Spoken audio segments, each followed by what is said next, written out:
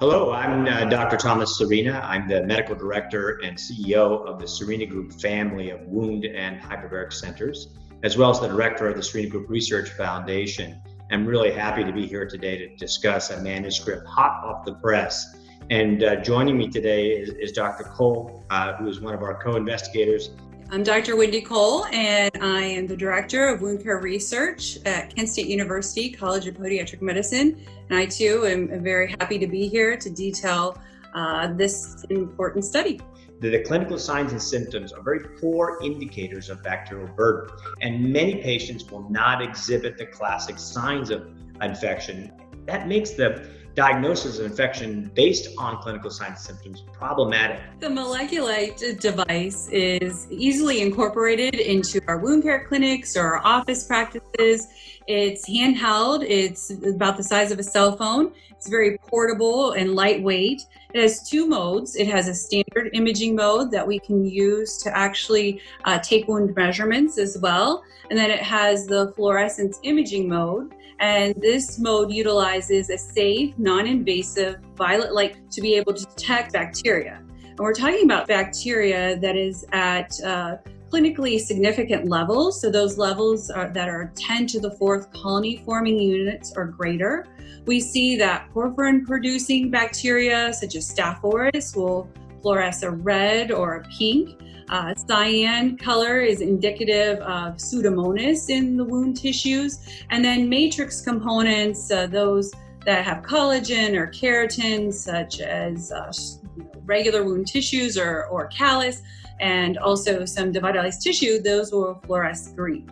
The question or the objective of this multi-center clinical trial was, does the use of fluorescence imaging, as Dr. Cole just demonstrated, in combination with clinical signs and symptoms of infection, does that improve the detection of high levels of bacterial wounds? And so the next question we wanted to ask was, how does this information from the fluorescence imaging impact treatment plan? We had 14 U.S. clinical sites, 20 clinicians, 350 patients. There really were very minimal exclusion criteria. This is really a real-world study. We first assessed all patient wounds for clinical signs and symptoms of infection, and this was based on the International Wound Infection Guidelines checklist. Wounds that had 3 positive signs were considered clinically infected. Based on this assessment, the investigators detailed what our treatment plans would be, and then we captured standard and fluorescent images of all wounds. Those wounds that would have fluorescence, either red, again indicating porphyrin-producing bacteria, or cyan indicating Pseudomonas. We collected wound biopsies based on these fluorescent signals. So if a wound did not have any fluorescent signals, we took a biopsy from the center of the wound. If there were fluorescent signals that were consistent throughout the wound, we also took a biopsy from the center of the wound. But if the fluorescent signals seemed to be contained into one specific area, that's in fact where we took the biopsy. Then investigators again filled out those surveys as to what our treatment protocol would be, and this time it was based on the fluorescent images obtained. It should be noted that wounds of varying etiologies were included in this study. You can see the majority of wounds were diabetic foot ulcers at 39%, but a close second were venous leg ulcers.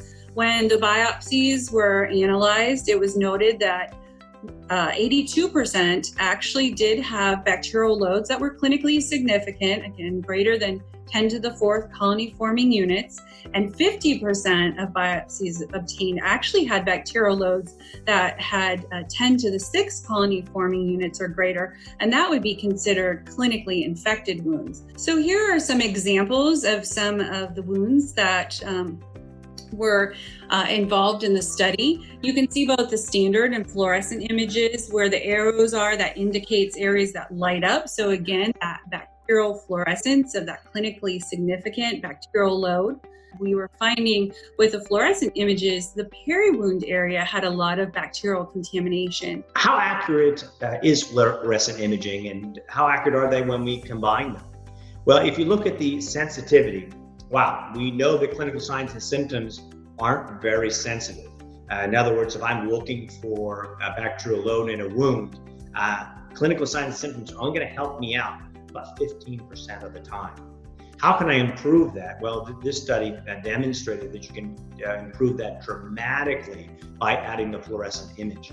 Fluorescent imaging combined with clinical signs and symptoms improves the detection of wounds with a bacterial load greater than 10 to the fourth. It's about a fourfold increase. And this point A here is really, I think, one of the most impressive points of the study. This is obviously going to improve our ability to diagnose bacterial burden within our patient, within the chronic wounds that we see for our patients. Now, how does that impact the treatment planning for the physicians? Now, this data is collected on per wound. The treatment plan changed almost 2/3 of the time. In other words, once you saw the fluorescent image, you changed the treatment plan. Maybe you added a topical antimicrobial, maybe an oral antibiotic. Change the diagnosis of the bacterial burden. That happened in over half the cases. And this happens a lot when you couldn't see clinical signs of infection. And then all of a sudden you see infection, lots of red fluorescence on the image, for example. And then you would clearly change your mind. And it improved patient care in almost every single one of the wounds that we evaluated in the trial. When you look at wound assessment, again, that also improved. And then how we cleanse and debride the wound also was improved by the fluorescent imaging. And I know when you're doing debridement, and Dr. Cole has shown this in another paper, where you see the fluorescent image, you can and then focus your debridement on that particular area to help remove that bioburden present in that location.